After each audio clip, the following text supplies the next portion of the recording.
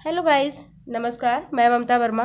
Guys, हम लोग पढ़ रहे थे हिंदी, और हिंदी का आज हम लोगों ने हिंदी पढ़ना स्टार्ट किया था। हिंदी का हमारा जो फर्स्ट टॉपिक था वह था वर्ड रचना, अल्फ़ाबेटिकल स्ट्रक्चर। गाइस, आप लोग जानते हैं कि जब हम अल्फ़ाबेटिकल स्ट्रक्चर को पढ़ रहे थे, हमने पढ़ा था, जब हम वर्ड रचना को पढ़ रहे थे तो पहले हमने पढ़ा था वर्ड किसे कहते हैं, हमें पता है वर्ड किसे कहते हैं। फिर हमने पढ़ा था वर्डों का वर्गीकरण, यानी वर्डों को हम कितने भागों में डिवाइड कर सकते हैं। तो हमने पढ़ा था हम अपने वर्गों को 3 भागों में डिवाइड कर सकते हैं। पहला जो हमारा था उच्चारण स्थान के आधार पर, और गाइज हम अपने उच्चारण के स्थान पर जो हमारे व्यंजन थे, जो हमारे वर्ड थे, वो 2 टाइप्स थे। कौन कौन से थे? वो 2 प्रकार के थे। वो कौन कौन से थे? एक तो गाइज हमारा था स्वर, और दूसरा हमारा था व्यंजन। तो गाइज हम अपने इस टॉपिक को क्लियर कर चुके हैं, और हमारा जो नेक्स्ट टॉपिक आता है वो आता है हमारा वायु संवेग के आधार पर। तो हम इसको पढ़ते हैं। वायु संवेग के आधार पर हमारे वर्ड कितने प्रकार के होते हैं? तो हमारे ये वर्ड वायु संवेग के आधार पर 2 प्रकार के होते हैं। फर्स्ट होता है गाइज अल्पप्राण, जिसमें थोड़ी सी हवा ली जाए, वो हमारे होते हैं अल्पप्राण। और दूसरा होता है गाइज हमारा महाप्राण, जिसमें ज़्यादा हवा ली जाए, जिसमें ज़्यादा हवा ली तथा छोड़ी जाए। ऐसा नहीं है कि हम वर्डों के उच्चारण के लिए हवा को हमेशा अवशोषित ही करेंगे, हम हवा को छोड़ेंगे भी। अगर हम वर्डों को उच्चारण करने के लिए हवा को ले रहे हैं, अंदर कर रहे हैं, तो हम वर्डों को छोड़ेंगे, हवा को छोड़ेंगे भी। तो जिन वर्डों के उच्चारण में हम थोड़ी मात्रा में हवा को लेते हैं या छोड़ते हैं, उसे हम क्या कहते हैं? अल्पप्राण। और अल्पप्राण व्यंजन हमारे कौन कौन से होते हैं? तो हर वर्ग का पहला, तीसरा और 5वां जो हमारा क्या होता है? अल्पप्राण होता है। इसी के साथ गाइस जो हमने पीछे पढ़ा था अंतस्थ व्यंजन या र, ला, व, ये भी गाइस हमारे क्या है? अल्पप्राण है। तो अल्पप्राण हमारा क्लियर हो गया। अल्पप्राण क्या है? हर वर्ग का पहला, तीसरा और 5वां व्यंजन हमारा अल्पप्राण है। तथा जो हमारा अंतस्थ व्यंजन है, अंतस्थ व्यंजन भी हमारा अल्पप्राण है। और हम इसी के साथ अब अगला टॉपिक पढ़ते हैं, महाप्राण। जिन वर्णों के उच्चारण में, महाप्राण क्या है? जिन वर्णों के उच्चारण में वायु हम तेजी से लेते हैं अथवा निःसरित करते हैं, छोड़ते हैं, उसको हम कहते हैं महाप्राण। और ये क्या होता है? हर वर्ग का दूसरा और चौथा हमारा क्या होता है? हर वर्ग का दूसरा और चौथा महाप्राण होता है। और उसी के साथ गाइस इसमें तो हमने अंतस्थ पढ़ा, लेकिन इसमें जो हमारा उसमें व्यंजन होता है वो हमारा क्या होता है? महाप्राण होता है। तो हमने पढ़ लिया वायु संवेग के आधार पर हमारे कितने हो गए? 2 टाइप्स हो गए, अल्पप्राण, महाप्राण। अल्पप्राण में हर वर्ग का पहला, तीसरा और 5वां तथा इसी के साथ अंतस्थ भी आता है। और उसी प्रकार महाप्राण में हर वर्ग का दूसरा, चौथा और उसमें व्यंजन भी आता है। अब हम पढ़ेंगे गाइस तारत्व के आधार पर, जो कि हमारा तीसरा प्रकार था, वो हमारा है तारत्व के आधार पर। तो इसमें 2 टाइप्स हैं, सघोष, अघोष। सघोष, अघोष। तारत्व में क्या होता है?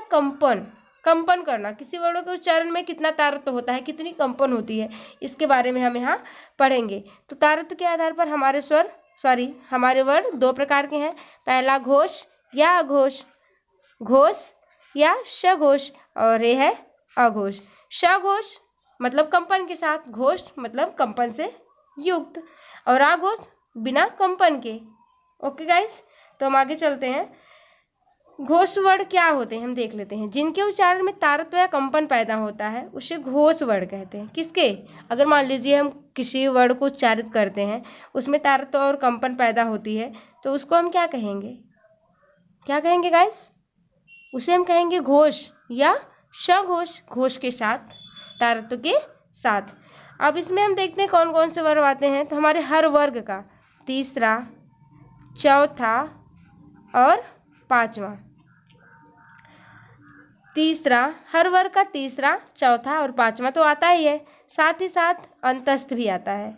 जितने हमारे अंतस्थ व्यंजन हैं, या, व, र, ला, ये भी आते हैं। और इसमें एक ध्यान देने वाला टॉपिक है गाइस कि हा हमारा, इसमें हमारा हा भी आता है। ये क्या है? हा हमारा उसमें व्यंजन है, लेकिन इसमें हमारा हा भी आता है। तो और जितने भी हमारे स्वर हैं, हमारे पूरे स्वर भी सघोष में आते हैं। तो हमने पढ़ा जिन वर्णों के उच्चारण में, घोष किसे कहते हैं? हमसे जनरली किसी ने क्वेश्चन पूछा, भाई घोष क्या है, तो हमें तो आंसर देना है ना, घोष क्या है। हम कहेंगे जिनके उच्चारण में तारत्व या कंपन पैदा होता है। मीन्स जिन शब्दों को हम उच्चारित करते हैं तो हमारे मुख के अंदर कंपन होती है। जैसे हमने कहा हर वर्ग का तीसरा, क, ख, ग बोलते हैं ना, तो गा में जो कंपन पैदा हो रही है हमारे अंदर, जो हमारे मुख के अंदर, उसको ही हम क्या बोल दिए, सघोष। यानी इसमें कंपन है, कंपन से युक्त वर्ण है, इसलिए हमारा सघोष है। तो हर वर्ग का तीसरा, चौथा और पांचवा हमारा सघोष होता है। इसी के साथ गाइज अंतस्थ भी हमारा सघोष है। हा जो वर्ड है ये भी हमारा सघोष है। और जो संपूर्ण स्वर हमारे हैं, हमारे संपूर्ण स्वर भी गाइज सघोष हैं। उसके बाद आता है अघोष। अघोष जिस वर्णों के उच्चारण में कंपन ना हो वो हमारा अघोष है। अब हमने देखा हर वर्ग का पहला और दूसरा, पहला दूसरा हमारा अघोष होता है। उसी के साथ हमारे ऊष्म व्यंजन हमारे वैसे तो हैं 4, श, ह, लेकिन गाइज जो हा है हमने पढ़ लिया, हमारा हा सघोष में आता है। ओके गाइज, तो हमारे ऊष्म व्यंजन तो यहाँ आएंगे, लेकिन ऊष्म व्यंजन में हम हा को अलग कर देंगे, हा को निकाल देंगे, हा हमारा सघोष है। ठीक है गाइज, अब हम देखते हैं उच्चारण स्थान कि किस वर्ण का उच्चारण स्थान क्या होता है। तो गाइज जो हमारा दंत है, इसमें हमारा री, ला और ये वाला शा, इसका उच्चारण स्थान दंत से होता है, सा का। उसके बाद आ और हा, अकुह विसर्जनीय कंठ है। आ कुह विसर्जनीय कंठ है आ का। कु मीन्स कु, हमने पीछे आपको पीछे बता रखा है कु का। कु जब हम लिखेंगे तो पूरा का वर्ग आ जाएगा। आ कु, आ का और पूरे का वर्ग का, और विसर्ग का और हा का उच्चारण स्थान हमारा कंठ है। हम कहेंगे अकुह विसर्जनीय कंठ है। ये आपका ऊ है और रू का उच्चारण स्थान भी आपका ओष्ठ होता है। मूर्धा, ऋतु रसाणाम मूर्धा, री का, टा वर्ग का, रा का और श का, श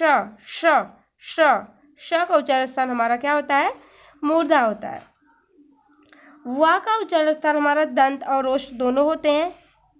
अगर हमें किसी भी शब्दों का या वर्णों का उच्चारण स्थान नहीं पता है गाइस, तो अगर हमने कहा कि हमारे जो वा है उसके उच्चारण स्थान में हमारा दांत और ओठ दोनों आता है, ओष्ठ दोनों आते हैं। अगर हमने अपने होष्ठ को ऐसे पकड़ लिया तो क्या हम वहाँ बोल पाएंगे, नहीं बोल पाएंगे।